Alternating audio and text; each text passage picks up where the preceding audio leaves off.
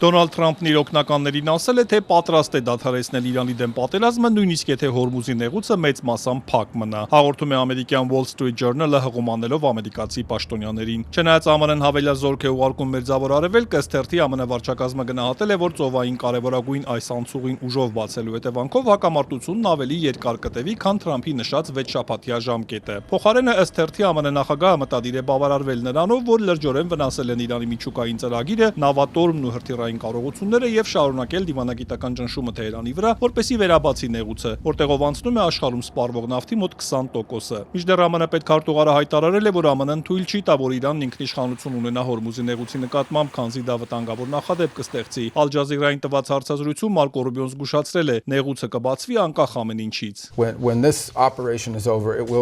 Երբ այս գործողությունն ավարտվի, նեղուցը կբացվի այսպես թե այնպես, այն կբացվի, քանզի Իրանը կհամաձայնի պահպանել միջազգային իրավունքը եւ չարգելափակել առևտրային ջրային ուղին կամ աշխարհի եւ տարածաշրջանի երկրների կոալիցիան Միացյալ Նահանգների մասնակցությամբ կապահովի, որ այն բացվի։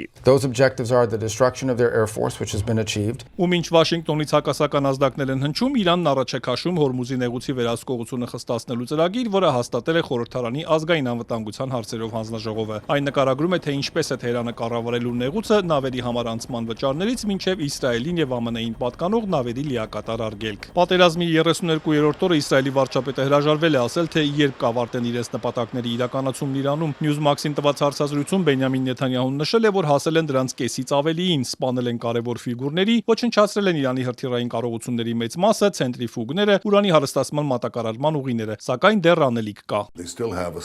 Նրանք դեռ ունեն հարստացված ուրանի պաշար եւ դա է նախագահ Թրամփի պահանջների կիզակետում։ Նա ասում է՝ հանեք այն երկրից, տվեք մեզ կամ գուցե ՄԱԳԱՏԷ-ին, բայց հանեք այն Իրանից։ Եվ հենց դրա վրա է կենտրոնացած այս բանակցությունների մեծ մասը։ Թեև դեռ անորոշ է, թե որքան կշարունակվի պատերազմը, ամերիկա-իսրայելական ուժերը շարունակել են հարվածներն Իրանին, այդ թվում Թեհրանին, որտեղ մի քանի թաղամասեր ժամանակավորապես հոսանքազրկվել են։ Սպահանում բունկերներ ճեղքող ռումբեր են կիրառվել։ Իսրայելը նաև շարունակել է հարվածները Լիբանանում, որտեղ իսրայելցի 4 զինվոր եւ ՄԱԿ-ի 3 խաղաղապահ է սպանվել։